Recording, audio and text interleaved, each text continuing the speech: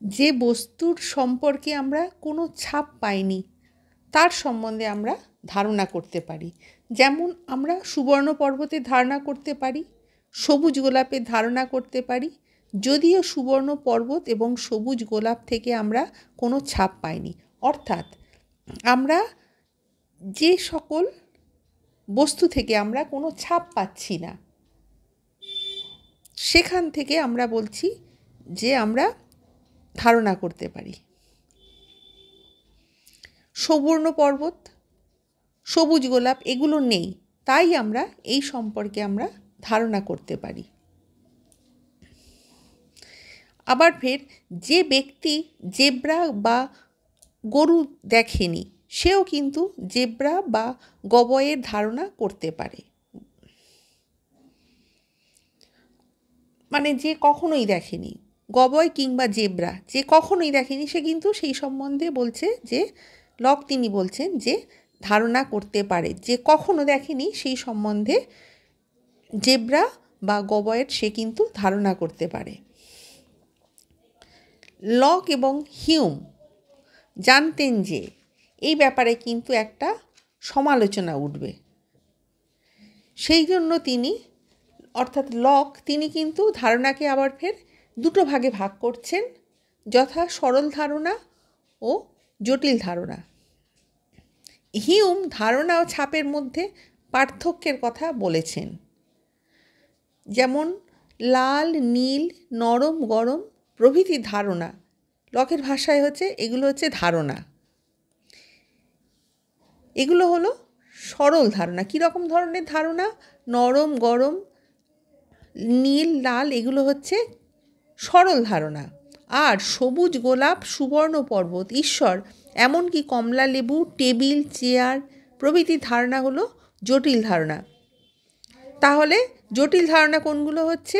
সবুজ গোলাপ, সুবর্ণ পর্বত, ঈশ্বর, এমনকি কমলা লেবু, টেবিল, চেয়ার প্রভৃতি ধারণাগুলোকে জটিল ধারণা বলে বর্ণনা করছেন। লকের মতে সরল ধারণা ইজ ইকুয়াল টু হিউমের ছাপ, অর্থাৎ ব্র্যাকেটের মধ্যে সরল ছাপ। লক বলছেন সরল ধারণা বিভিন্নভাবে বিন্যস্ত করে পরিবর্ধিত করে আমরা জটিল ধারণা গঠন করি। অর্থাৎ সরল ধারণাকে আমরা বাড়িয়ে দিয়ে পরিবর্তন করে তারপরে হচ্ছে বিন্যস্ত করে বিভিন্নভাবে আমরা সরল মানে যে ছোটো ছোটো যে ওয়ার্ডগুলো রয়েছে সেইগুলোকে আমরা যখন বিন্যস্ত করছি, বাড়াচ্ছি, সেখান থেকে আমরা কিন্তু আস্তে আস্তে আমরা জটিল ধারণা গঠন করি। আমরা সবুজ গোলাপের ধারণা করতে পারি, কেননা আমাদের সবুজের সরল ধারণা বা ছাপ আছে, আর গোলাপ কী তা আমরা জানি।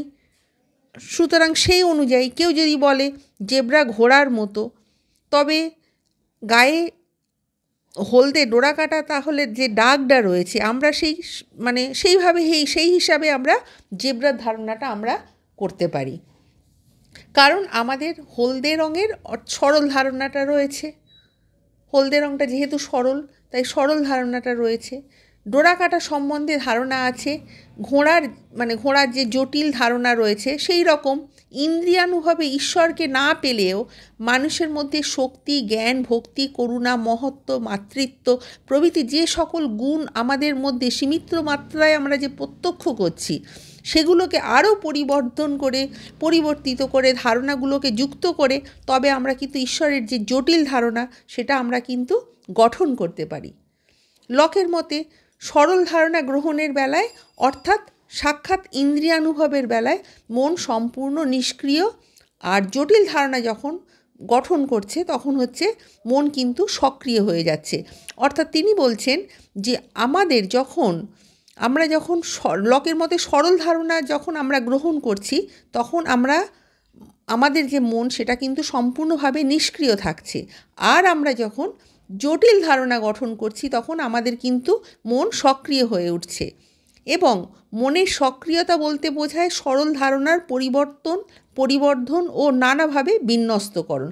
অর্থাৎ আমরা যখন জটিল ধারণা গঠন করছি তখন সরল ধারণাগুলোকে পরিবর্ধন এবং বিন্যস্তকরণ করে আমরা জটিল ধারণা গঠন করছি। এসব ক্রিয়া ভিন্ন, মন অন্য কোনো দিক থেকে সক্রিয় নয়। মন জটিল ধারণার স্রষ্টা, কিন্তু মন কোনো সরল ধারণা বা ছাপ সৃষ্টি করতে পারে না। সুতরাং আমরা যেটা বলতে পারি, মন কখনো সরল ধারণা সৃষ্টি করে না। মন যেটা সৃষ্টি করে সেটা সবসময় হচ্ছে জটিল ধারণা। অর্থাৎ মন কোনো সরল ধারণা সৃষ্টি করতে পারে না। একটা কথাতে জটিল ধারণা যেটা সৃষ্টি করছে সেটাকে বলা হচ্ছে জটিল ধারণা। মনের কাজ হলো জটিল ধারণা সৃষ্টি করা।